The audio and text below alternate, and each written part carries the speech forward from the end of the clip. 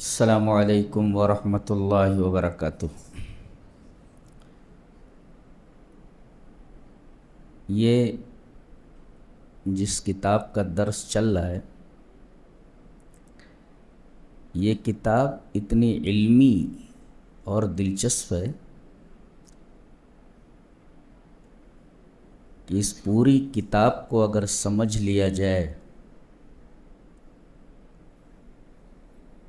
تو شرعی معلومات کا ایک بہت بڑا ذخیرہ انسان کے پاس آ جائے۔ اس سے پہلے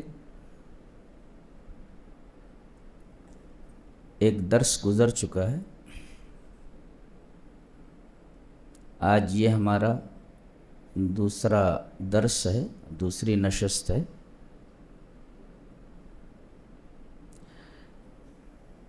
مصنف نے سب سے پہلے یہ کہا ہے کہ الحمدللہ الذی ہدانا للاسلام، یہ کہا، اور آگے یہ کہتے ہیں کہ فنسألہ التوفیق لما یحب ویرضی والحفظ بما یکرہ ویسخط۔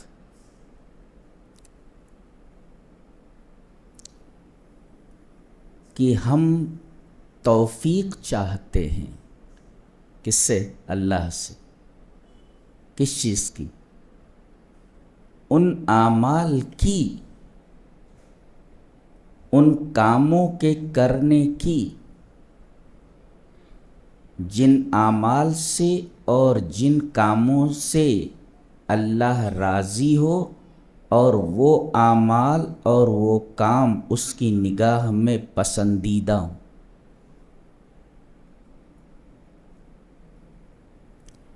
اور ایک چیز اور مانگ رہے ہیں کہ ہم اللہ سے یہ بھی مانگتے ہیں کہ وہ ہماری حفاظت کرے۔ حفاظت کرنے کا مطلب یہ کہ اس کے قریب نہ جانے دے۔ کن چیزوں کے قریب نہ جانے دے؟ جسے وہ ناپسند کرتا ہے اور جس سے وہ ناراض ہوتا ہے۔ تو توفیق پہلے مانگی کس چیز کی؟ ایسے اعمال کی جن اعمال کو وہ پسند کرتا ہے اور جن اعمال سے وہ خوش ہوتا ہے۔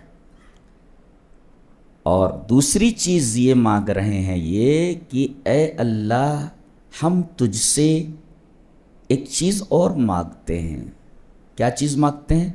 حفاظت مانگتے ہیں ایسے عملوں سے، ایسے کاموں سے جن عملوں کو تو پسند نہیں کرتا اور ان عملوں سے تو ناراض ہوتا ہے۔ تو سمجھ میں آئے؟ ہم بولتے رہتے ہیں اللہ آپ کو توفیق دے۔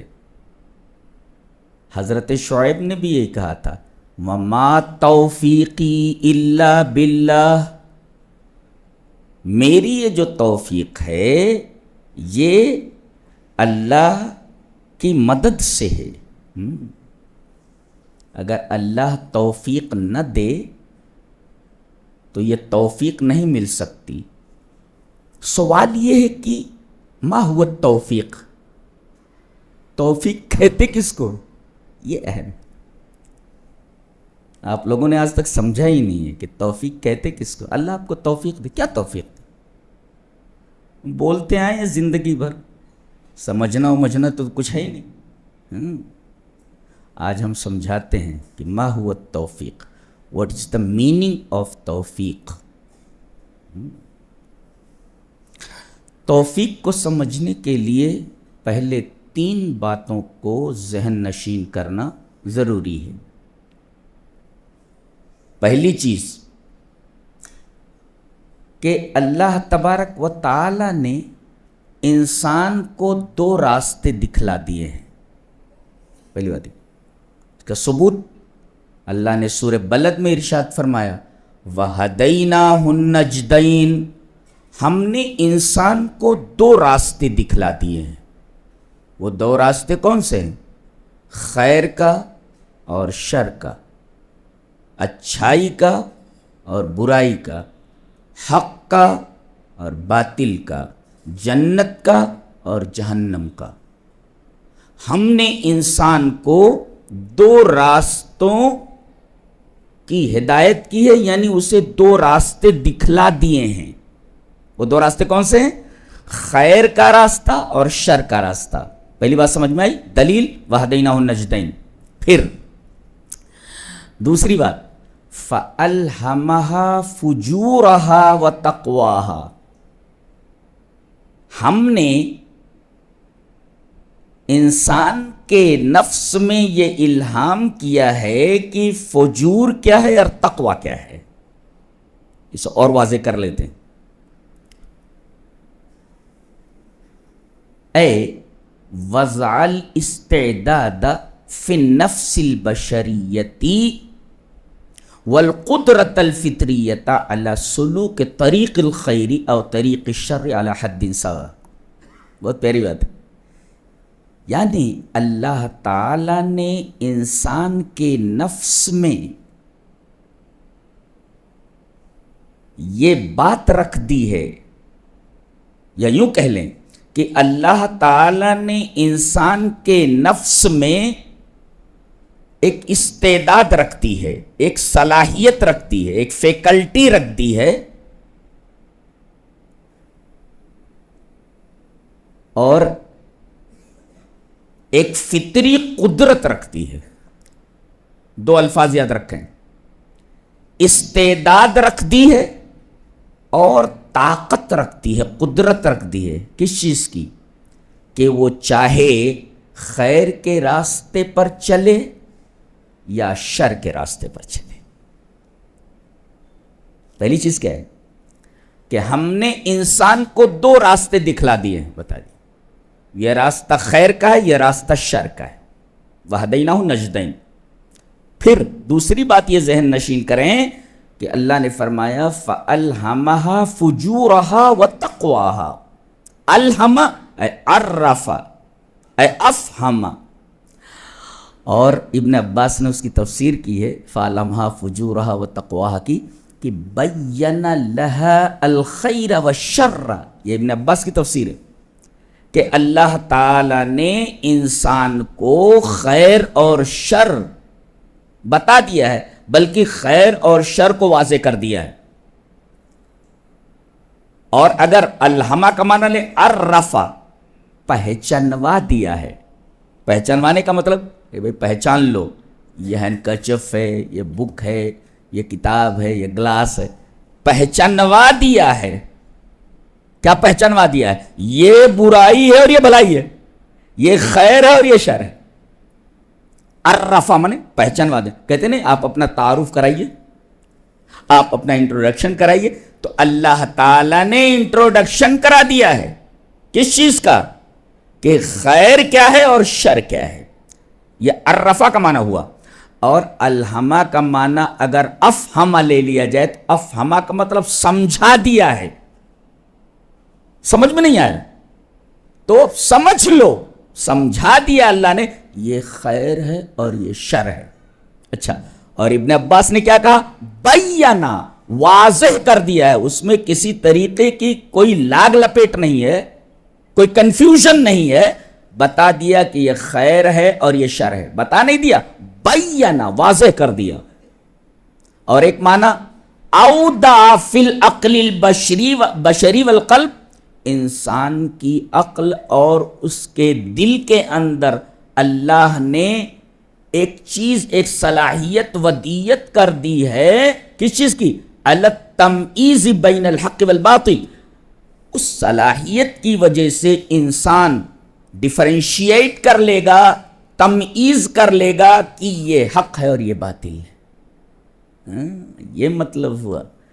تو گویا کہ آپ کو دو راستے دکھلا دیے گئے، ایک اور دوسرے آپ کے دل و دماغ کے اندر ایک صلاحیت رکھ دی گئی، ایک استعداد رکھ دی گئی کہ آپ چاہیں تو خیر کے راستے پر چلے جائیں یا آپ شر کے راستے پر چلے جائیں۔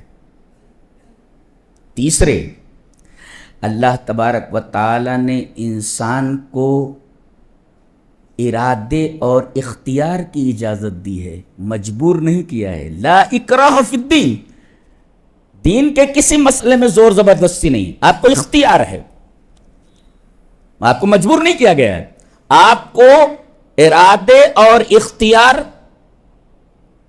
عطا کر دیے گئے، آپ اپنے ارادے سے منتخب کریں خیر کا راستہ اور آپ اپنے ارادے سے چنیں شر کا راستہ۔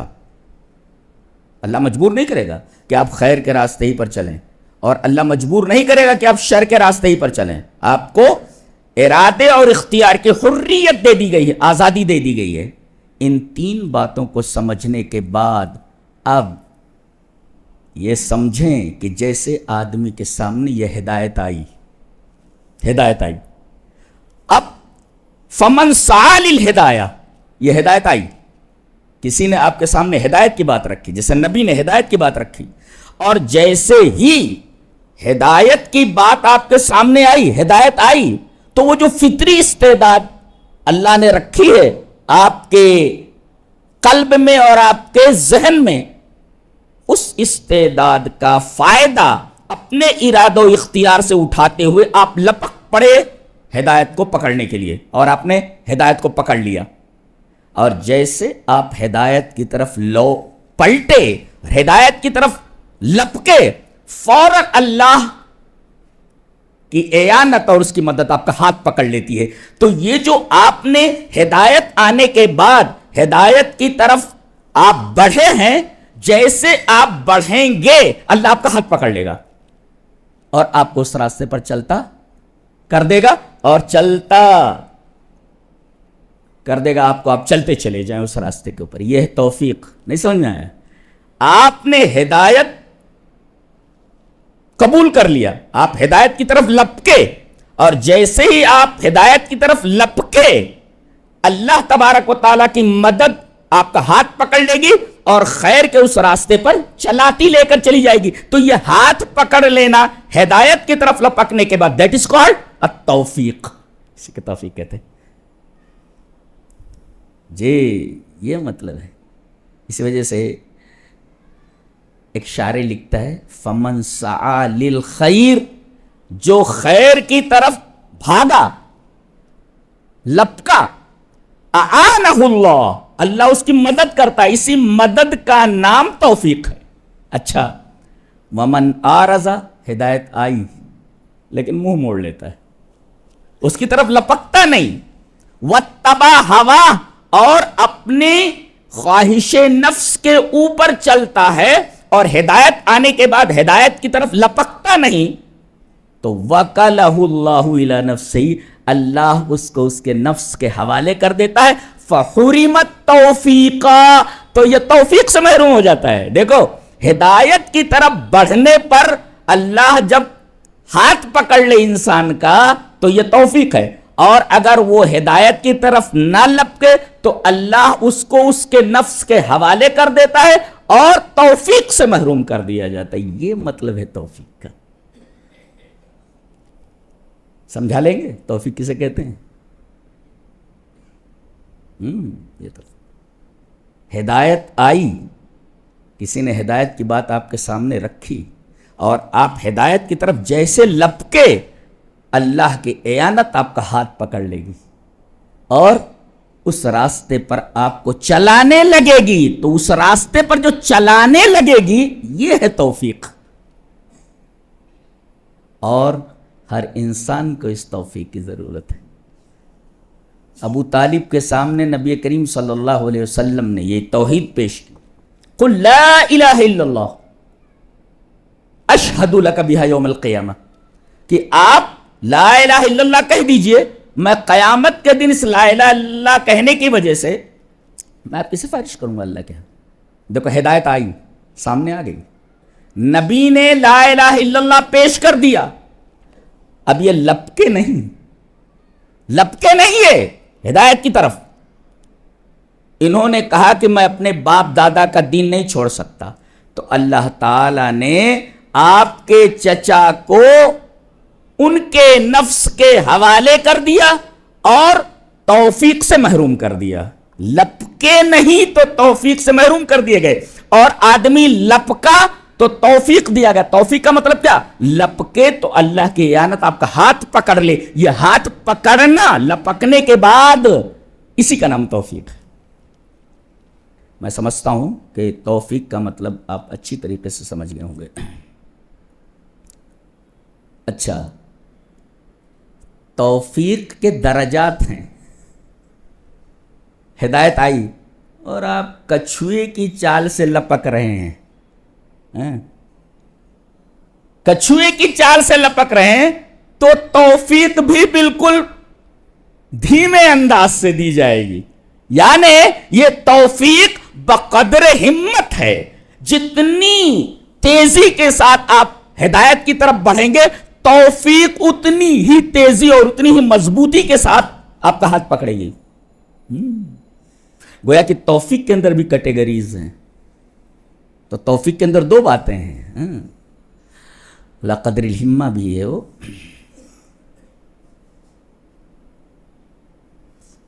تو ایک چیز تو یہ ہوئی، اور ارادہ و اختیار جو دیا ہے اللہ نے ہدایت کو قبول کرنے کا، اس کی دلیل موجود ہے قرآن حکیم میں. وَقُلِ الْحَقُّ مِن رَبِّكُمْ فَمَنْ شَاءَ فَلْيُؤْمِنْ وَمَنْ شَاءَ فَلْيَكْفُرْ. آپ کہہ دیجئے یہ جو میں لایا ہوں، مَا جِئْتُكُمْ بِهِ هُوَ الْحَقُّ، میں جو پیش کر رہا ہوں، میں تو تمہارے سامنے لا رہا ہوں، یہ حق ہے اور تمہارے رب کی طرف سے. یہ میرا اپنا نہیں ہے. یہ میں جو کچھ لایا ہوں اور تمہارے سامنے پیش کر رہا ہوں، یہ زبان میری ہے، بات میرے رب کی ہے، تمہارے رب کی ہے.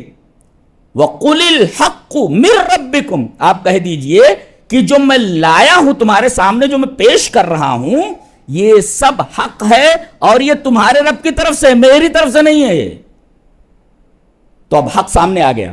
فَمَنْ شَاءَ فَلْيُؤْمِنْ، جو چاہے مانے، وَمَنْ شَاءَ فَلْيَكْفُرْ، جو چاہے انکار کر دے. دیکھیے ارادہ و اختیار کی حریت دی گئی. تو اب یہ تین چیزیں یاد رکھیں. اللہ نے انسان کو دو راستے دکھلا دیے، خیر کا اور شر کا. اور فَأَلْهَمَ وَهَدَيْنَاهُ النَّجْدَيْنِ، اور فَأَلْهَمَهَا فُجُورَهَا وَتَقْوَاهَا. انسان کے دل اور دماغ میں ایک استعداد رکھ دی کہ وہ چاہے تو خیر کے راستے پر چلے اور چاہے شر کے راستے پر چلے. اور تیسرے، انسان کو ارادہ و اختیار کی آزادی ہے، چاہے قبول کرے یا نہ قبول کرے. جو کہ استعداد دی گئی قبول کرنے اور نہ کرنے کی، اور دوسرے ارادہ و اختیار دیا گیا قبول کرنے اور نہ کرنے کا. اور جیسے ہی آدمی ان تین چیزوں کو لے کر آگے بڑھا، جیسے ہی وہ لپکا ہدایت کی طرف، تو اللہ کی توفیق آتی ہے. توفیق کا مطلب اللہ کی مدد آتی ہے اور اس کا ہاتھ پکڑ لیتی ہے اور اس خیر کے راستے پر چلاتی چلی جاتی ہے.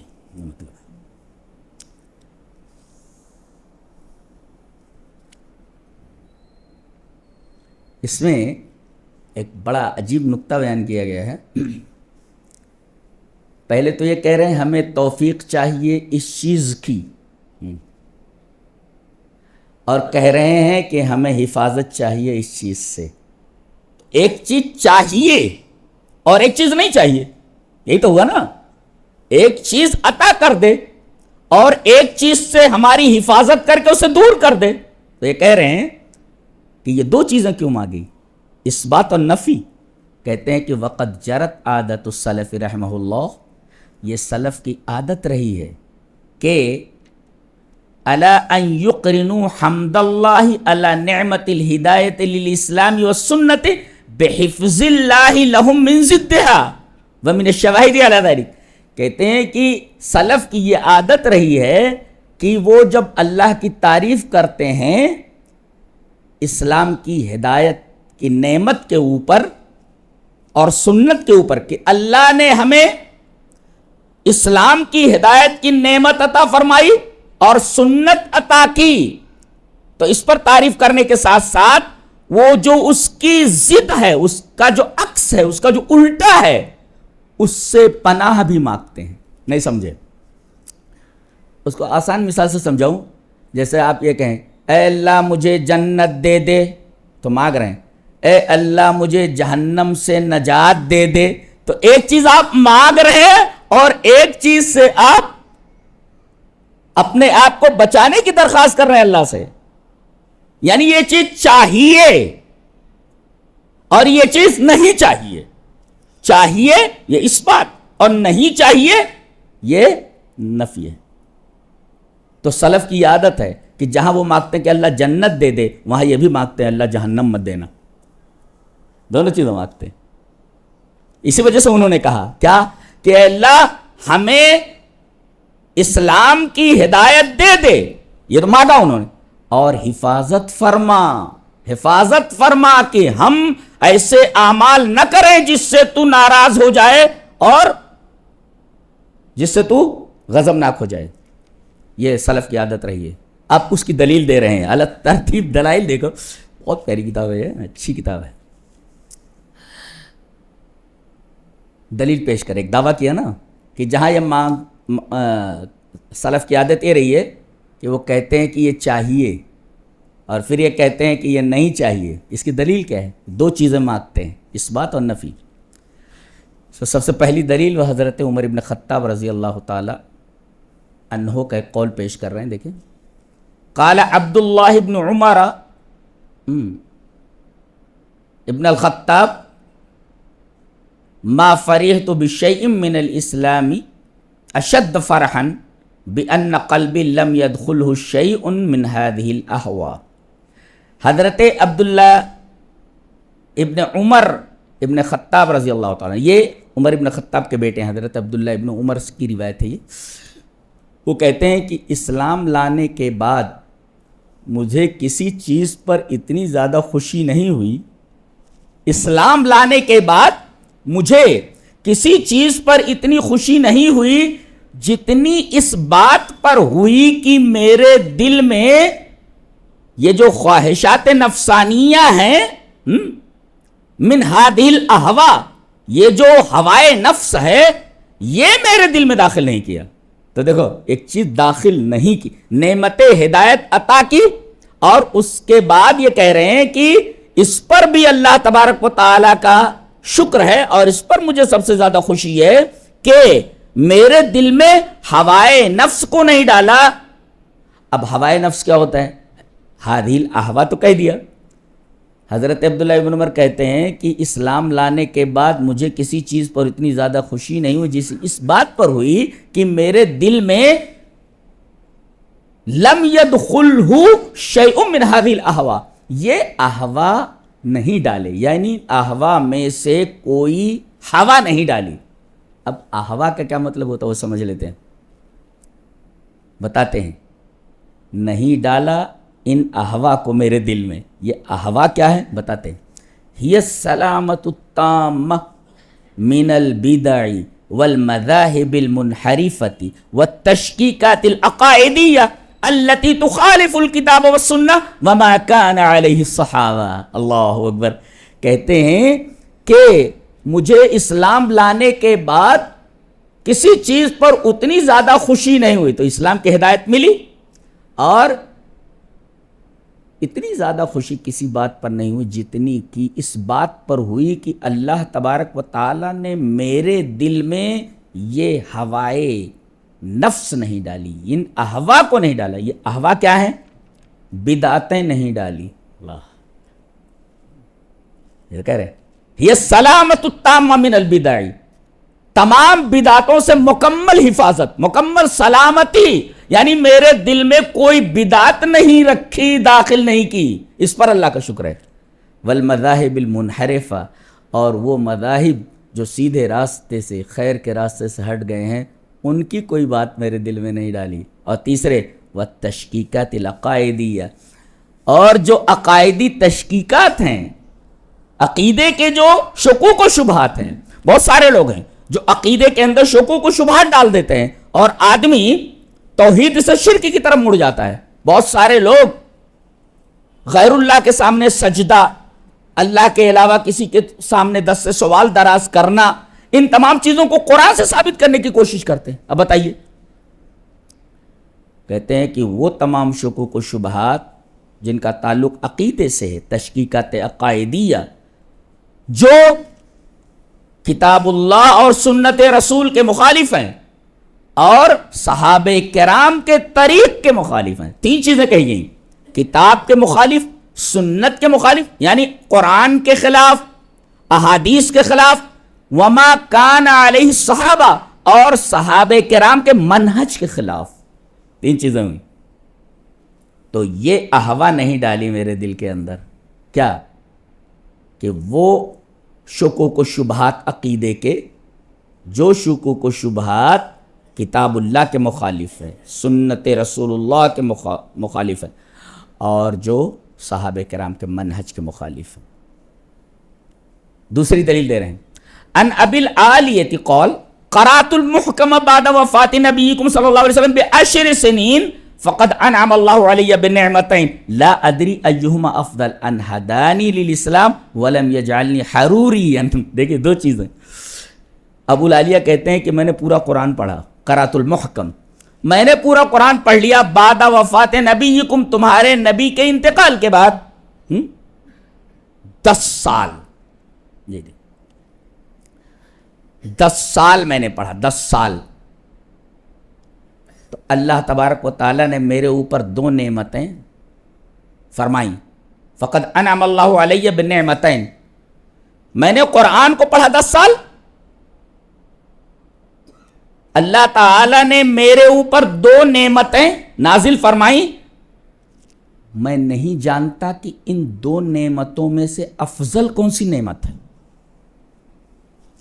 2 نعمتیں عطا فرمائیں، ان 2 نعمتوں سے میں نہیں جانتا کہ یہ افضل ہے یا یہ افضل ہے، یہ بڑی ہے یا یہ بڑی ہے، یہ زیادہ بہتر ہے یا یہ زیادہ بہتر. تو دونوں ہیں، لیکن یہ زیادہ بہتر ہے یا یہ زیادہ بہتر ہے. نعمتیں 2، لیکن میں نہیں جانتا کہ یہ زیادہ بہتر ہے یا یہ زیادہ بہتر ہے.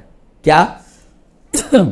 ایک نعمت تو یہ ان ہدانی للاسلام، مجھے اسلام کی ہدایت دی، یہ ایک نعمت ہے. اور دوسرے ولم یجعلنی حروریا، مجھے خارجی نہیں بنایا. دیکھیے، ایک تو یہ دیا اور ایک نہیں دیا. تو یہ دیا کیا؟ اسلام کی ہدایت دی، یہ ایک نعمت. اور ولم یجعلنی، اور نہیں یہ دیا اور یہ نہیں دیا. دیا کیا؟ نعمت ہدایت، اور نہیں بنایا حروری، حروری نہیں بنایا یعنی خارجی. ہم اس کے لیے 2 منگل خاص کر رہے ہیں. اس کے لیے خوارج کون ہیں، ان کے عقائد بیان کرنے کے لیے. اس لیے کہ میں نے تلاش کیا تو مجھے معلوم ہوا کہ خوارج کی 40 صفتیں ہیں. تو ایک منگل کو ہم 20 صفات ان کے بیان کریں گے، اور دوسرے منگل کو بھی 20 صفات بیان کریں گے. اور قدیم جو خوارج ہیں ان کی نشاندہی کریں گے ہم، اور جو جدید خوارج ہیں ان کی بھی ہم نشاندہی کریں گے. اور عجیب بات تو یہ ہے، اگر 40 صفتیں خوارج کی ہمیں معلوم ہو جائیں تو کم سے کم 40 گمراہیاں ہمارے سامنے آ جائیں گی، اور ہم ان 40 صفتوں کے آئینے میں خوارج کا پورا مکروہ چہرہ دیکھ سکتے ہیں. اور یہ بھی ہم جان سکتے ہیں اور یہ معلومات بھی ہمیں مل سکتی ہے کہ یہ صفت کس آدمی کے اندر ہے. اگر وہ صفت کسی آدمی کے اندر پائی جاتی ہے تو سمجھو وہ ایک طریقے سے خارجی ہے. اللہ 40 صفتیں میں نے جمع کی ہوں، اور 40 گمراہیوں کے بارے میں کسی کو اچھی طرح معلومات مل جائے تو 40 گمراہیوں سے دور ہو جائے گا، اور ایک بہت بڑا معلومات کا ذخیرہ اس کے سامنے آ جائے. گمراہیاں معلوم ہو جائے تو اس کا جو اپوزٹ ہے آپ کو وہی کرنا ہے. تو ہم 2 منگل اس کے لیے خاص کر رہے ہیں جو بہت ہی اہم ہے. جب تک ہم بتائیں کہ نہیں کہ خوارج کی صفات کیا ہے، پوری صفات ہم بیان کریں گے الحمدللہ۔ تو انہوں نے کیا کہا، اللہ تبارک تعالیٰ نے مجھے 2 نعمتیں عطا فرمائی، میں نہیں جانتا کہ ان میں سے سب سے بہتر کون سی ہے۔ بہتر تو دونوں ہیں لیکن یہ زیادہ بہتر ہی ہے، افضل یہ یا یہ کیا، ان ہدانی الاسلام، اسلام کی ہدایت عنایت فرمائی، یہ نعمت ہے۔ اور ولم یجعلنی حروریا، مجھے حروری نہیں بنایا۔ ان کو حروری کیوں کہا جاتا ہے، ان کے کیا کیا نام ہیں، آگے ہم اس پر بحث کریں گے۔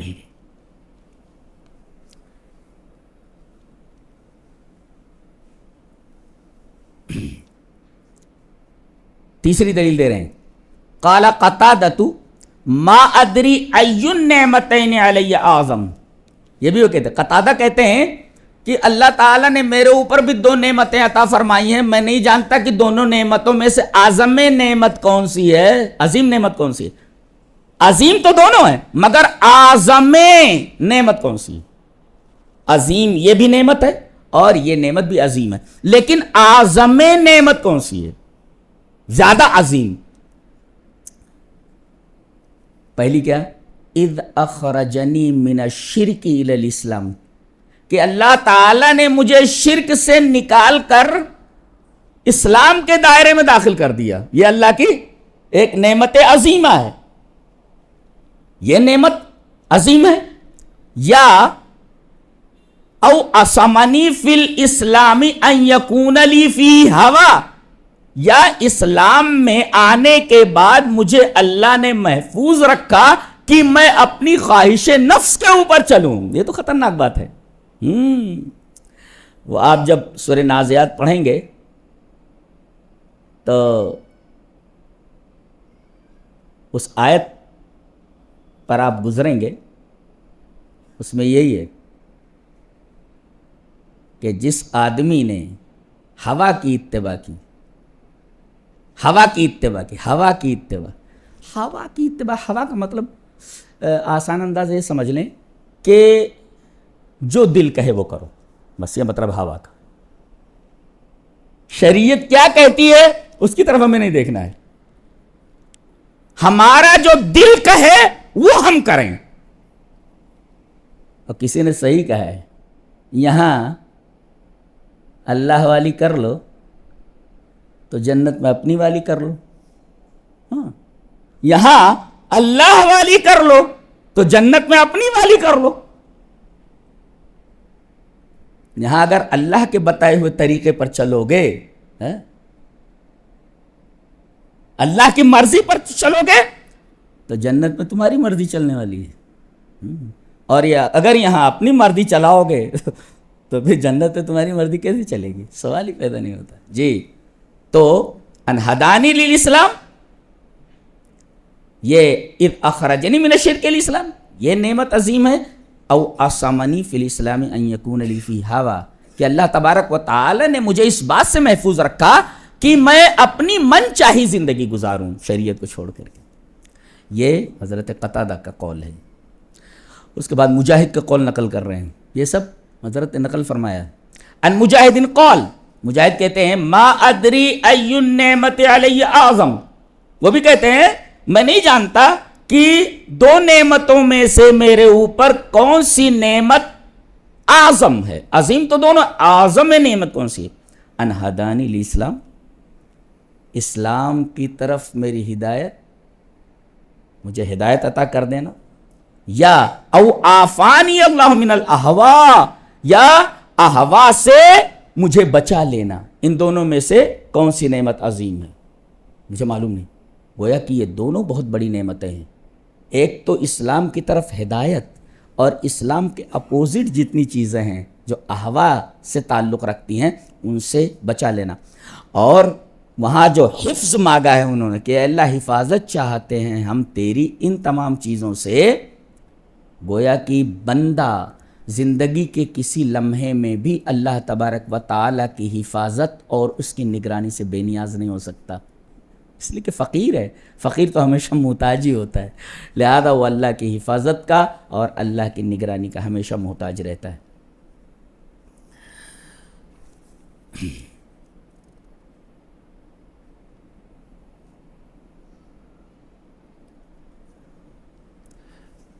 اس کے بعد شیخ یہ فرما رہے ہیں اعلموا ان الاسلام هو السنہ والسنۃ ہی الاسلام ولا یقوم احدہما الا بالآخر.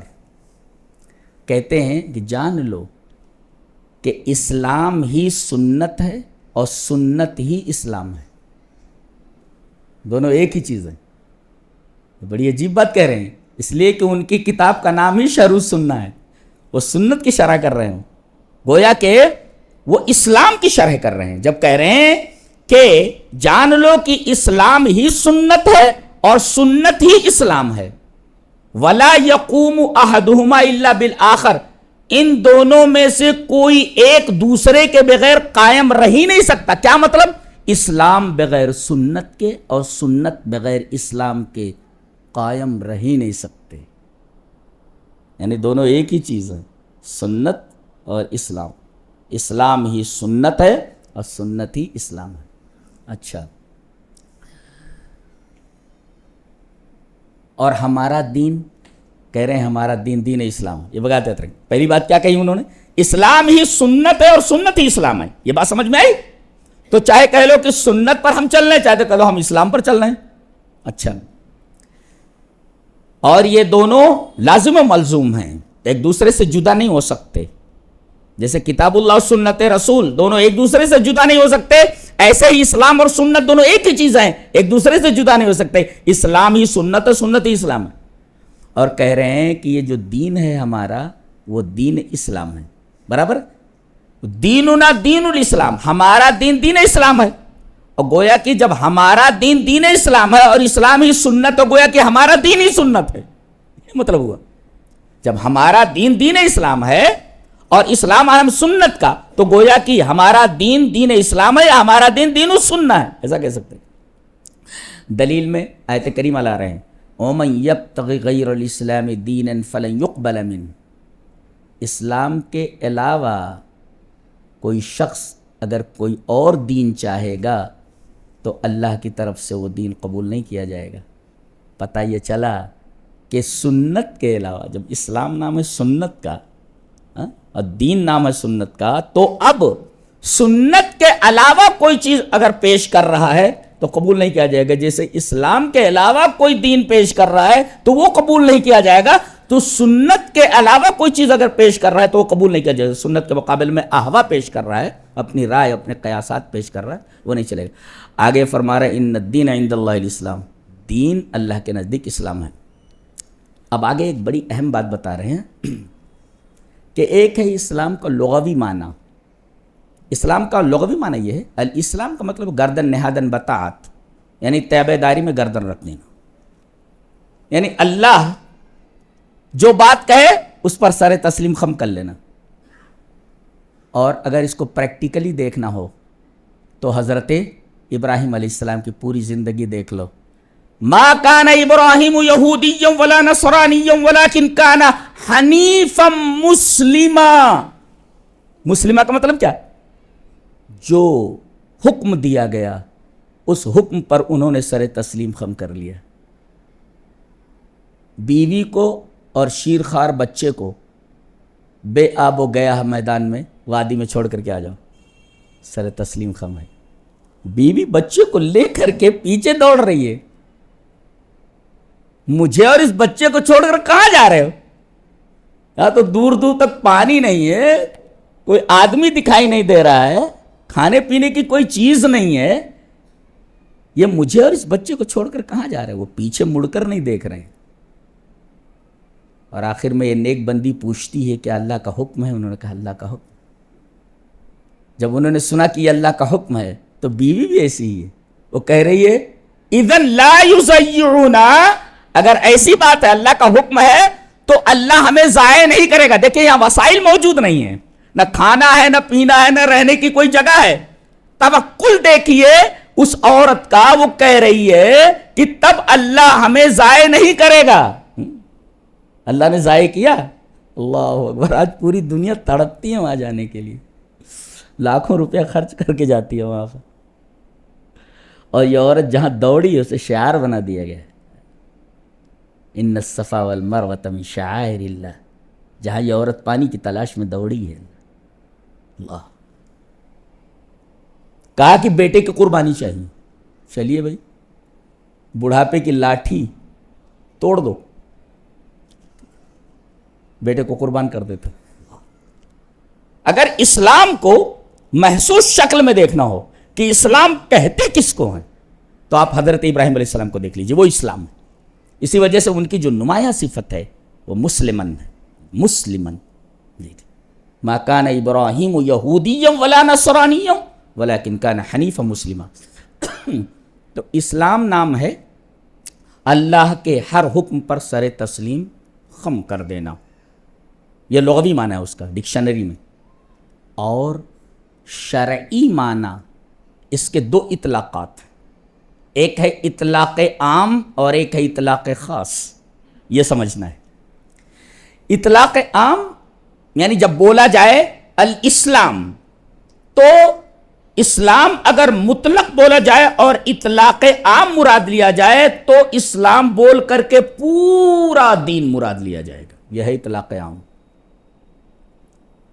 اور اطلاق خاص یہ ہے کہ کبھی کبھی اسلام بول کر کے پورا اسلام پورا دین مراد نہیں لیا جاتا، بلکہ کچھ خاص چیزیں مراد لی جاتی ہیں جس کا تعلق ظاہر سے ہوتا ہے، عمل ظاہر سے ہوتا ہے، آگے ہم بتائیں گے۔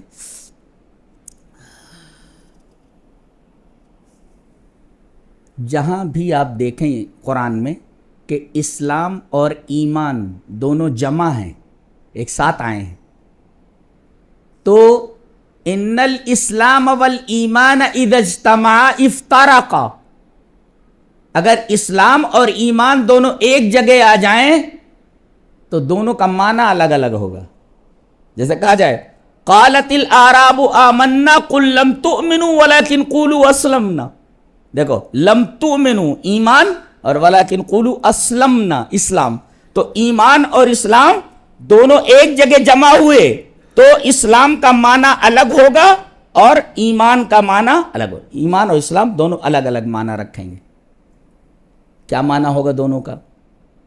ایمان اور اسلام دونوں جمع ہو جائیں تو ایمان کا مطلب ہوگا جس کا تعلق قلب سے ہو،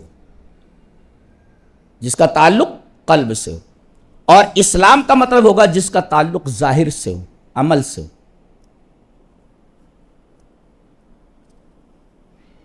اگر آپ نے حدیث جبرائیل سنی ہے تو آپ کو یہ بات اچھی طریقے سے معلوم ہو جائے گی۔ پہلے یہ دیکھ لیتے ہیں کہ ایک جگہ ایمان بول کر کے پورا دین مراد لیا گیا ہے، ایمان بول کر کے، ایمان بول کر کے پورا دین کیسے؟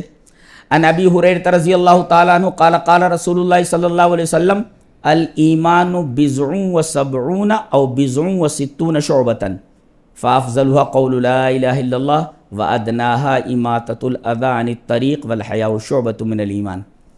کہتے ہیں ابو ہریرہ سے مروی ہے کہ رسول اللہ صلی اللہ علیہ وسلم نے ارشاد فرمایا کہ ایمان کی 70 سے زیادہ شاخیں ہیں یا 60 سے زائد شاخیں ہیں، اور ان میں افضل، ان میں سب سے اعلیٰ ہے لا الہ الا اللہ کہنا، اور ان میں سب سے چھوٹا درجہ، سب سے چھوٹا شعبہ راستے سے تکلیف دہ چیز کا ہٹا دینا۔ اب بولو اماطۃ الاذی عن الطریق کے دائرے میں مالیگاؤں کا کیا حال ہے، اندازہ لگائیے۔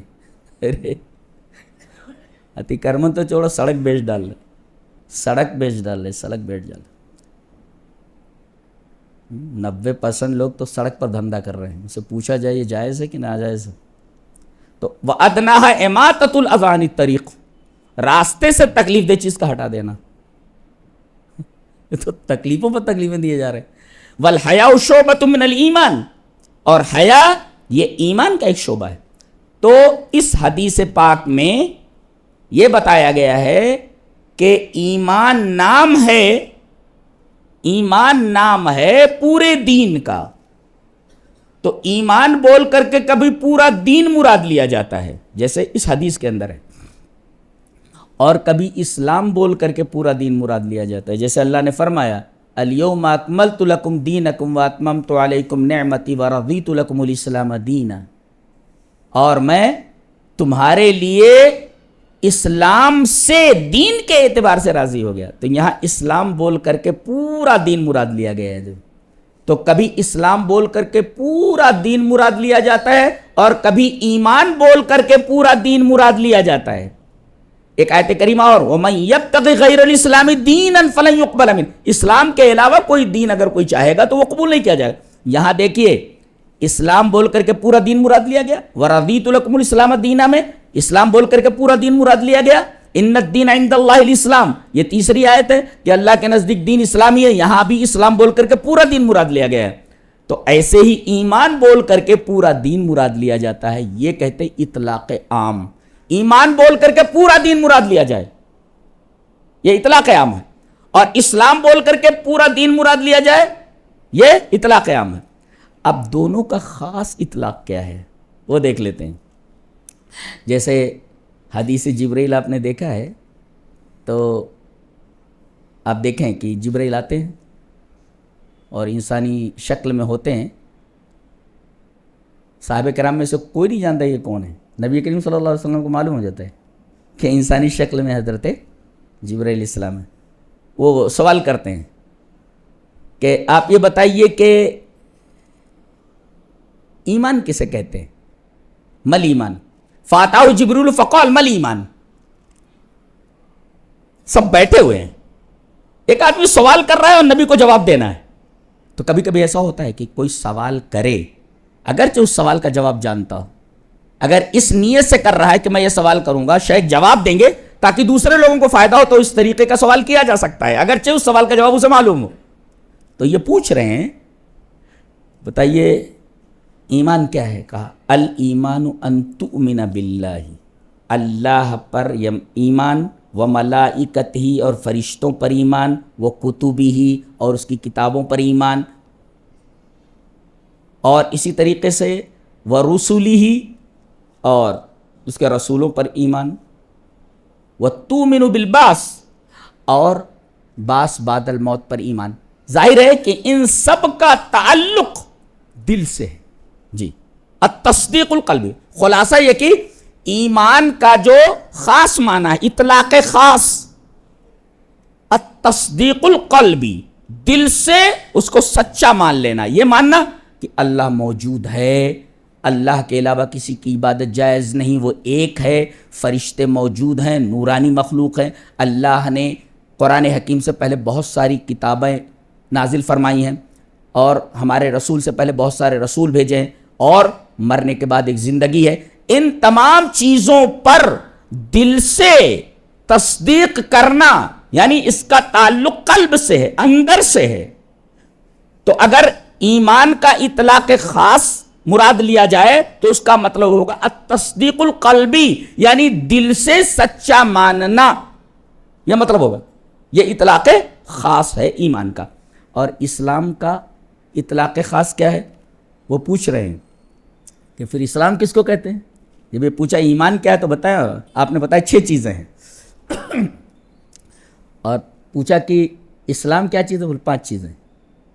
ایمان کیا ہے, 6 چیزیں گنو, دیکھو کیا ہے.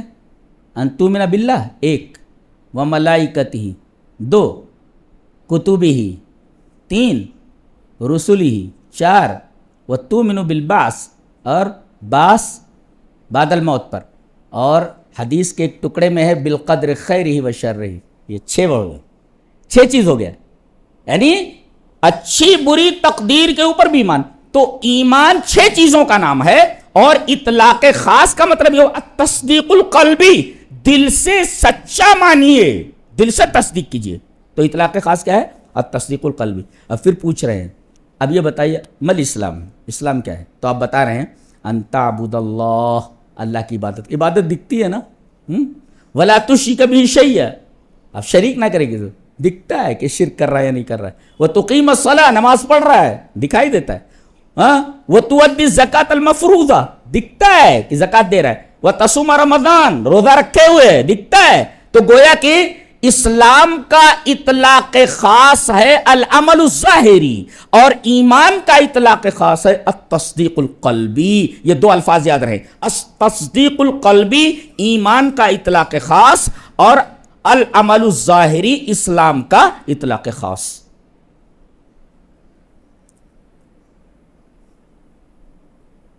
یہ سمجھ میں ہے؟ جہاں دونوں جمع ہوں وہاں اسلام سے مراد ہوگا العمل الظاہری اور ایمان سے مراد ہوگا تصدیق القلبی. اور جہاں صرف اسلام ذکر کیا جائے تو پورا دین، اس میں ایمان بھی آ گیا، اور جہاں خالی ایمان ہو وہاں پر اسلام بھی آ گیا اور ساری چیزیں آ گئی. اب ایک بڑی عجیب بات بیان کی جا رہی ہے جس کا تعلق بہت ہی گہرے عقیدے سے ہے، اور اس کو مضبوطی سے پکڑو. ہیں سوال یہ ہے، یہ کہہ رہے ہیں کہ اللہ کی اس نعمت کے اوپر بھی، اللہ کی اس نعمت کے اوپر بھی اس کی بے شمار تعریف ہیں. کس چیز پر؟ کہ وَأَخْرَجَنَا فِي خَيْرِ أُمَّةٍ، ہمیں سب سے بہترین امت میں پیدا فرمایا ہے. سوال پیدا ہوا کہ نہیں؟ اس سے پہلے جتنی امتیں گزری ہیں ان کو خیر امت میں پیدا کیوں نہیں کیا گیا؟ ظلم ہے کیا یہ؟ اس امت کو خیر امت بنایا گیا اور ہمیں اس خیر امت میں، سب سے بہترین امت میں، کہ اس سے بہترین امت اور کوئی نہیں، اس میں ہمیں پیدا فرمایا. تو اس سے پہلے جو امتیں گزری ہیں ان کو سب سے بہترین امت نہ بنا کر کے اللہ نے کوئی ناانصافی کی ہے؟ سوال سمجھ میں آیا؟ تب جب جواب دیں گے، اس لیے کہ وہ سوال قائم کر رہے ہیں اور اس کا جواب دے رہے ہیں. وہ سوال پہلے سمجھیے. اللہ کی اس نعمت پر بھی ہم اللہ کی بے شمار تعریفیں کرتے ہیں کہ اس نے ہمیں سب سے بہترین امت میں پیدا فرمایا. تو اس سے پہلے جتنی امتیں تھیں ان کو سب سے بہترین کیوں نہیں بنایا؟ تو پہلا جواب تو یہ ہے کہ بہتر تو ہیں، بہتر تو ہیں، بہترین یہ ہیں. وہ بہتر ہیں، یہ بہترین ہے. جی اب ان کے ساتھ ناانصافی ہوئی، حدیث اب آ رہی ہے آگے. ان کے ساتھ ناانصافی نہیں ہوئی. بہت بڑا سوال ہے جس کا جواب اس حدیث میں دیا گیا ہے، اور یہ بہت بڑا آدمی ہے. یہ جی کتاب کا جو شارح ہے بہت قابل آدمی ہے، جواب دے رہا ہے اس کا. چلیے وہ حدیث پہلے پڑھتے ہیں، پھر اس کے بعد اس سوال کے جواب کو ڈھونڈتے ہیں. عن ابن عمر رضی اللہ تعالی عنہما عن النبی صلی اللہ علیہ وسلم قال مثلکم ومثل اہل الکتابین کمثل رجل استاجر اجراء فقال من يعمل لي من غدوة إلى نصف النهار على قيرات فعملت اليهود ثم قال من يعمل لي من نصف النهار إلى صلاة العصر على قيرات فعملت النصارى ثم قال من يعمل لي من العصر إلى أن تغيب الشمس على قيراتين فأنتم هم فغضبت اليهود والنصارى فقالوا ما لنا أكثر عملا وأقل عطاء قال هل نقصتكم من حقكم قالوا لا قال فذلك فضلی اوتیہ من اشاء رواہ البخاری فی کتاب الاجارہ. حضرت امام بخاری رحمہ اللہ بخاری شریف کتاب الاجارہ کے اندر یہ روایت لائے حضرت عبداللہ ابن عمر سے. بہت دلچسپ روایت ہے اور اس سوال کا جواب ہے.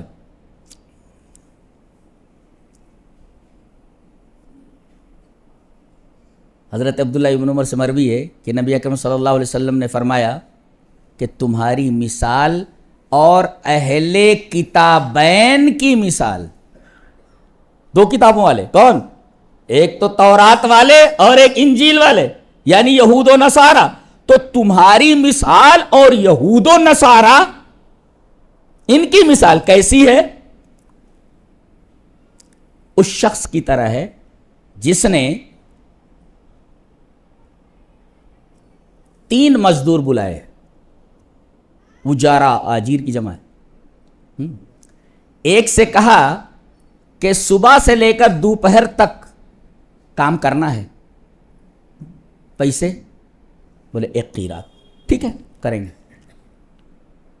کر دیا انہوں نے کام. دوسرے آدمی سے کہا کہ تمہیں دوپہر سے لے کر عصر تک کام کرنا ہے، کہا کہ پیسہ بولے ایک قیرات. صبح سے دوپہر تک جو کام کرے گا پیسہ ایک قیرات ہے بس.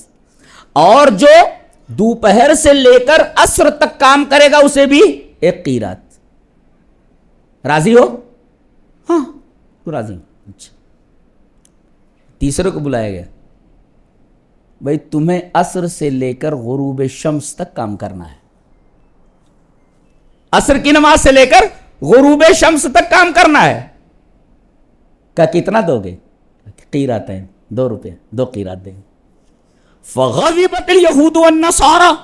یہود و نصارہ غصے میں آ گئے اور انہوں نے کہا کہ ہمارا کام زیادہ ہے لیکن پیسہ کم دیا گیا. اکثر عملا واقل عطاء. کام زیادہ صبح سے دوپہر اور دوپہر سے لے کر عصر, لیکن عصر سے لے کر مغرب تک کے درمیان فاصلہ کم ہوتا ہے تو کام زیادہ ہوا پیسے کم ملے. دونوں نے کہا کہ یہ کیسے ہوا؟ فغضبت الیہود والنصارى. نصارہ اور یہود دونوں کے دونوں غصے میں آ گئے. کام زیادہ لیے پیسہ کم دیے. اب وہ شخص جس نے مزدوری پر رکھا تھا وہ کہہ رہا حل نقصتکم من حقکم. تمہارے حق میں نے کوئی کمی کی ہے؟ بھئی میں نے یہ کہا تھا صبح سے لے کر دوپہر تک کام کرنا ہے, 1 روپیہ ملے گا, 1 قیرات. تم راضی تھے نا؟ کہ ہاں. اس میں کچھ کمی ہوئی؟ بولے نہیں. اور کہا کہ دوپہر سے لے کر کے عصر تک تم نے کام کیا, 1 قیرات پر راضی تھے نا؟ تمہارا حق ہم نے مارا, کم کیا؟ کہا کہ نہیں. کہا کہ حق میں نے کمی نہیں کی ہے, اور اس کو جو میں 2 قیرات دے رہا ہوں فذالک فضلی اوتیہ من اشاء. یہ میرا فضل ہے, میرا فضل ہے, میں جس کو چاہوں دے دوں. آپ کو کیا اعتراض ہو سکتا ہے؟ آپ کا حق میں نے مارا. تو کام جتنا کیا ہے اتنی مزدوری طے شدہ دے دی جائے تو یہ عدل ہے, اور طے شدہ مزدوری سے زیادہ اگر دے دیا جائے تو یہ فضل ہے. جی جی. تو اللہ تبارک و تعالی عدل کرتا ہے اور اس کے ساتھ فضل بھی کرتا ہے. اب یہ 5 وقت کی نماز پر اگر 50 وقت کی نمازوں کا ثواب دے دیا جائے تو کیا ہے؟ یہ فضلی تو ہے, فضلی تو ہے. 1 نیکی کے اوپر اگر 10 نیکیاں دے دی جائیں تو یہ فضلی تو ہے. حالانکہ آدمی 1 نیکی کرے تو بدلے میں 1 ہی نیکی کا بدلہ دیا جانا چاہیے. اب 1 نیکی پر 10 گنا اجر و ثواب اگر عطا کیا جائے تو یہ اللہ تبارک و تعالیٰ کا فضل ہے. یہاں تو زندگی بھر حرام کا پیسہ جمع کرنے کے بعد مکان بنتا ہے, لکھتا ھذا من فضل ربی. واہ واہ, ھذا من فضل ربی. کہیں لکھتے ہیں ان اللہ یرزق من یشاء بغیر حساب. کبھی دیکھا کہ پیسہ کہاں سے لایا ہے؟ یہ حال ہے. تو فذالک فضلی, فذالک فضلی اوتیہ من اشاء. یہ میرا فضل ہے. میں نے عدل تمہارے ساتھ کیا ہے کہ نہیں کیا ہے؟ عدل کا اپوزٹ ظلم ہے. میں نے عدل کیا کہ نہیں؟ 1 قیرات پر تم راضی ہوئے, مزدوری میں نے پوری دی, تمہارے حق کو مارا ہم نے عدل کیا کہ نہیں کیا؟ نہیں عدل کیا. تمہارا حق مارا گیا, 1 قیرات پر راضی تھے, کہا کہ نہیں عدل تو ہوا, اب میں اسے زیادہ دے دیتا ہوں تو یہ میرا فضل ہے. یہ اللہ نے فرمایا ایسے ہی تم ہو, یؤتکم کفلین من رحمتی. میں نے ان کو 1 رحمت دی, ان کو 1 رحمت دی, لیکن ہم رحمت کے 2 حصے تمہیں عطا کر رہے ہیں اے میرے نبی کی امت. اللہ اکبر. اس وجہ سے اخرجنا فی خیر امت, سب سے بہترین امت میں ہمیں پیدا فرمایا. اس پر ہم اللہ تبارک و تعالیٰ کی بے شمار تعریفیں کرتے ہیں. اور یہ اللہ تبارک و تعالیٰ نے کسی کے ساتھ ناانصافی نہیں کی, ان کے ساتھ عدل ہوا اور اس امت کے ساتھ فضل ہوا. اللہ ذالک فضل اللہ یؤتیہ من یشاء. کیا بات ہے, بہت بڑا آدمی ہے.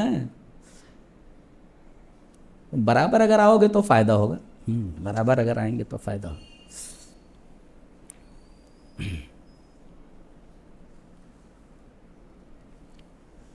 یہ تو ہوا اس سوال کا جواب. تو دونوں چیزیں یاد رہیں گی. حق دے دینا عدل ہے, حق سے زیادہ دے دینا فضل ہے، یہ یاد رہے۔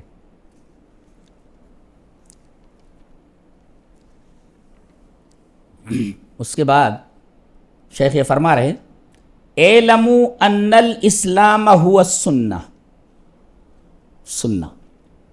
اب اس کی تشریح کیا ہے؟ سنت کسے کہتے ہیں؟ اب یہاں سے یہ سنت پر بیان کر رہے ہیں۔ وَالسُنَّةُ تُطْلَقُ عِنْدَ الْعُلَمَاءِ عَلَى عِدَّةِ اصطلاحات، اس کی کئی اصطلاحات ہیں۔ کس کی؟ سنت کی۔ تو اس میں ہیں علماء حدیث، ایک پکڑو، علماء الحدیث یہ معنی کیا لیتے ہیں سنت کا، اور ایک ہے علماء فقہ، وہ کیا معنی لیتے ہیں، اور تیسرے علماء العقیدہ، یہ کیا معنی لیتے ہیں۔ تین قسم کے لوگ ہو گئے، علماء الحدیث، علماء الفقہ اور علماء العقیدہ۔ یہ تینوں سنت کا کیا کیا معنی لیتے ہیں؟ تو دیکھتے ہیں علماء حدیث سنت کا کیا معنی لیتے ہیں۔ پہلے دیتے ہیں، کہتے ہیں ما اثر عن نبی صلی اللہ علیہ وسلم من اقوالہ و افعالہ و تقریراتہ، نبی کریم صلی اللہ علیہ وسلم کے قول کو، فعل کو اور تقریر کو سنت کہتے ہیں۔ کون بولتے ہیں؟ یہ علماء الحدیث۔ یعنی نبی نے جو کہا وہ حدیث، نبی نے جو کیا وہ حدیث، اور نبی نے کوئی کام کسی کو کرتے ہوئے دیکھا اور خاموشی اختیار کی، وہ سنت ہے۔ اس لیے کہ نبی کسی غلط بات کے اوپر خاموش نہیں رہتا۔ اور دیکھیں حضرت موسیٰ علیہ السلام وعدہ کر چکے ہیں کہ لا آسی لک امرا، میں آپ کی بالکل نافرمانی نہیں کروں گا، کسی بھی حکم کی نافرمانی، وعدہ کر چکے ہیں یہ۔ اور نکرہ تحت النفی ہے، لا آسی لک امرا، کسی بھی بات پر نافرمانی آپ کی نہیں کروں گا۔ کہا ٹھیک ہے۔ اب وہ کشتی پر بیٹھے، اب تختے اکھاڑنے لگے، وہ دیکھ رہے یہ کیا ہے؟ کہا کہ اخرقتها لتغرقها لها، ارے یہ جو آپ تختے اکھاڑ رہے ہیں پورے کشتی والوں کو ڈبونے کا ارادہ ہے کیا؟ حضرت خضر نے ڈانٹا، میں نے منع کیا تھا نہیں بولنے کا، نہیں، اچھا ٹھیک ہے معاف کر دیجئے، نہیں بولوں گا۔ اب گئے اس طرف، ایک لڑکے کو کھیلتے ہوئے دیکھا، پکڑا، اس کی منڈی مروڑ دی، کہا ارے لقد جئت شیئا نکرا اقتلت نفسا زکیۃ بغیر نفس لقد جئت شیئا نکرا۔ دیکھیے وعدہ کر رہے ہیں برابر کہ نہیں بولوں گا، اور برابر بولتے جا رہے ہیں۔ اس لیے کہ نبی کوئی غلط بات جسے وہ غلط سمجھ رہا ہے وہ دیکھے، قتل نفس یہ ایک غلط چیز ہے، کس کو ناحق قتل کر دینا، نبی خاموش نہیں رہتا۔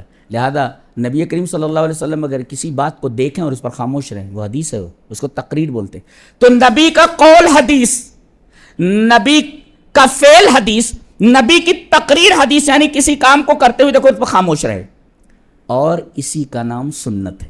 کیا دیکھو، فعلماء الحدیث یطلقون لفظ السنت ویعنون به ما اثر عن النبی صلی اللہ علیہ وسلم من اقوالہ وافعالہ وتقریراتہ۔ اتنا یاد ہے؟ یہ علماء الحدیث سنت کا معنی لیتے ہیں، سمجھ میں آیا؟ اچھا، علماء الفقہ کسے کہتے ہیں؟ علماء الفقہ ان کے نزدیک کیا ہے؟ واجب، حرام، مستحب، سنت، مکروہ، مباح۔ اچھا، خلاصہ کہ علماء الفقہ سنت کسے کہتے ہیں؟ کہتے ہیں فالسنت عندہم ہی، سنت علماء فقہ کے نزدیک یہ ہے کیا؟ کہ ما یصاب فاعلھا، کہ اس کے فاعل کو ثواب دیا جائے، کرے تو اسے ثواب ملے گا، ولا یعاقب تارکھا، اگر اس کو چھوڑ دے تو اسے سزا نہیں دی جائے۔ جیسے سنت ہے کوئی، اسی طریقے سے وہ رمضان میں جو تراویح ہے سنت ہے نبی، لیکن اگر کوئی چھوڑ دیتا ہے، پڑھتا ہے تو ثواب ملے گا، اور چھوڑ دیتا ہے تو اس پر عذاب نہیں دیا جائے گا، اس پر مواخذہ نہیں ہوگا اس کا۔ تو یہ پکڑو کہ فالسنت عندہم ہے، علماء فقہ کے نزدیک سنت کیا ہے؟ شیخ یہ لکھ رہے ہیں کہ ما یصاب فاعلھا، جس کے کرنے والے کو ثواب دیا جائے، ولا یعاقب تارکھا، اور اس کے چھوڑنے والے کو سزا نہ دی جائے۔ یہ علماء الفقہ سنت کا معنی لیتے ہیں، اور ان کے نزدیک سنت میں کیا کیا چیزیں ہیں؟ احکام خمسہ کو احکام خمسہ میں استعمال کرتے ہیں، اس کو جو 5 احکام ہیں ان میں استعمال کرتے ہیں۔ یہ کون؟ یہ علماء فقہ کیا جب بولتے ہیں کہ واجب ہوتی ہے ایک چیز حرام ہوتی ہے، ایک چیز مستحب ہوتی ہے، ایک چیز سنت ہوتی ہے، ایک چیز مکروہ ہوتی ہے، ایک چیز مباح ہوتی ہے، اس کو ہم آگے بیان کریں گے. تو علماء فقہ کے نزدیک احکام خمسہ میں سنت کو استعمال کیا جاتا ہے. دیکھو اس سنت کو استعمال کیا گیا، واجب، حرام، مستحب و سنت. اب آئے علماء العقیدہ. علماء عقیدہ کے نزدیک سنت کسے کہتے ہیں؟ کہتے ہیں علماء، یہ بڑے لوگ ہیں بھائی، علماء عقیدہ بولے. کہتے ہیں علم العقیدہ میں، علماء عقیدہ کہتے ہیں کہ علم العقیدہ کا جو سب سے اعلیٰ درجہ ہے علم العقیدہ، اس کا نام توحید. جی، تو گویا کہ سب سے اعلیٰ درجے کی سنت توحید ہے، یہ مطلب لیتے ہیں. جی، وہ علماء العقیدۃ یطلقون مسمى سنہ، سنت کا مسمى کسے لیتے؟ توحید. یعنی سنت مسمى کسے بولتے؟ یہ نام ہوتا ہے، نام. جیسے بولا جائے زید، جیسے بولا جائے زید، تو یہ زید یہ اسم ہے، مسمى کون ہے جس پر یہ نام بولا جائے؟ وہ لڑکا. تو یہ کہتے ہیں یطلقون مسمى سنہ، سنت کا مسمى کیا ہے؟ بولے علم العقیدہ کا ایک مسمى توحید ہے، سب سے اعلیٰ درجہ، یہ سب سے اعلیٰ جو مسمى ہے وہ توحید ہے.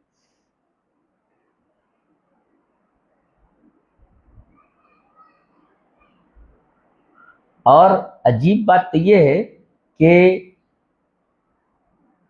بہت سارے علماء نے سنت پر جو کتاب لکھی ہے، عجیب بات یہ ہے کہ نام رکھا ہے السنہ، لیکن ہے وہ موضوع توحید. عجیب بات نہیں ہے؟ اس کا مطلب یہ ہوا کہ سنت کا اعلیٰ درجہ، سنت کا خلاصہ توحید ہے.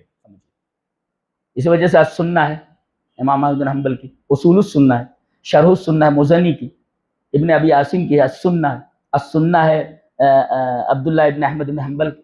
یہ دیکھیے، یہ نام ہے سنہ، اصول السنہ، السنہ، شرح السنہ، اور اس میں بیان کرتے توحید.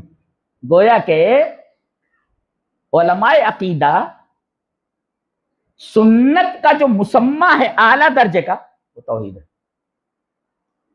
اچھا، تو گویا کہ سب سے اعلیٰ جو مسمى ہے کہ جب سنہ بولا جائے تو علم العقیدہ میں سب سے اعلیٰ مسمى اس کا توحید ہے، سنت یعنی توحید. اور دیکھو علماء عقیدہ جب کہیں سنت بولتے ہیں تو اس کا مطلب یہ ہوتا ہے کہ یہ بدعت نہیں ہے. گویا کہ وہ تطلق السنت فی جانب من جوانب العقیدہ فی مقابل البدع، سنت جب بولتے ہیں تو یہ بدعت کے مقابل میں ہوتا ہے کہ یہ سنت ہے، یعنی بدعت نہیں ہے، یہ سنت ہے، بدعت نہیں ہے. کہتے ہیں اس کی ضرورت کیسے پیش آئی ایسا کرنے کی؟ کہتے ہیں کہ جیسے الاسلام کا معنی ہوتا ہے کہ بھئی سرنڈر کر دینا، اللہ کے ہر حکم پر سر تسلیم کرنا. ایسے ہی سنت کا جو لغوی معنی ہوتا ہے وہ ہوتا ہے طریقہ، راستہ جس پر کثرت سے چلا جائے. اہل العقیدہ سنت کا جو اطلاق کرتے ہیں بدعت کے مقابلے میں، تو کہتے ہیں کہ سنت سے مراد دین ہے اور وہ اسلام ہے جس پر نبی ہمیں چھوڑ کر کے گئے ہیں. برابر؟ سنت کسے کہتے ہیں؟ دین کو. بتائیں نہیں ان الاسلام هو السنہ، اور اسلام دین ہے. تو گویا کہ اسلام نام ہے سنت کا، دین نام ہے سنت کا. یہ مطلب. اب کہتے ہیں کہ سنت بول کر کے علماء العقیدہ جو بدعت نہیں ہے، بدعت کے مقابل میں سنت کا لفظ استعمال کرتے ہیں. کیوں؟ ضرورت کیا پڑی؟ کہتے ہیں کہ نبی کریم صلی اللہ علیہ وسلم کے زمانے کے بعد یہ جو اختلافات ہوئے، جیسا کہ حدیث میں ہے کہ میرے بعد جو ہے بہت سارے اختلافات ہوں گے، تو بہت سارے اختلافات رونما ہوئے امت کے اندر، اور بہت سارے گروہوں نے پارٹیاں بن گئی. جیسے آج ہم مسالک بنے ہوئے ہیں، جی ایسے مسالک بن گئے، اور ہر مسلک اور ہر گروہ یہ سمجھتا تھا کہ ہم سنت کے اوپر ہیں، ہم دین کے اوپر ہیں. تو کہہ رہے ہیں والاسلام الذی ترکنا علیہ نبی صلی اللہ علیہ وسلم، ہر ایک آدمی فَكُلُّ مُبْتَدِعٍ يَدَّعِي عَلَى یدعی انہ علی الاسلام، ہر بدعتی یہ دعویٰ کرنے لگا کہ وہ اسلام کے اوپر ہے۔ بھئی اختلافات رونما ہوئی، بہت سارے گروپ ہو گئے، اور ان گروپ کے اندر ایسی چیزیں آ گئی جو سنت نہیں تھی، بدعت تھی، اور ہر آدمی دعویٰ کر رہا ہے کہ سنت پر ہے ہم۔ تو اب جب ہر بدعتی یہ دعویٰ کرنے لگا کہ وہ اسلام کے اوپر ہے اور سنت کے اوپر ہے، تو ان کے اس دعوے کو ڈیفرینشیٹ کیسے کیا جائے؟ فَكَيْفَ تَتَمَيَّزُ هَذِهِ الدَّعَاوِي، ان دعووں کو ڈیفرینشیٹ کیسے کیا جائے کہ بھائی یہ کہہ رہا ہے ہم سنت کے اوپر ہیں، ہم اسلام پر ہیں، ہم دین کے اوپر ہیں، یہ کہہ رہا ہے ہم اسلام کے اوپر ہیں اور ایمان کے اوپر ہیں، سنت کے اوپر ہیں، تو تمیز کیسے ہو؟ کس کا دعویٰ صحیح ہے، کس کا دعویٰ صحیح ہے؟ اب کہہ رہے ہیں کہ دلیل مانگی جائے ہر ایک سے دلیل مانگی جائے۔ ہاتھو برہانکم، قرآن حکیم کہتا ہے کہ اگر تم کہتے ہو کہ ہمارا یہ موقف ہے تو دلیل لاؤ۔ ہاتھو برہانکم، شیخ لکھ رہے ہیں ہاتھو برہانکم ان کنتم صادقین۔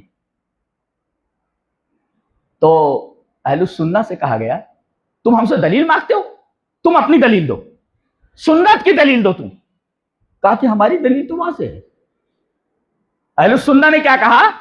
ہم تم سے دلیل مانگتے ہیں، ہماری دلیل وہاں سے ہے۔ کیا دلیل واضح ہے؟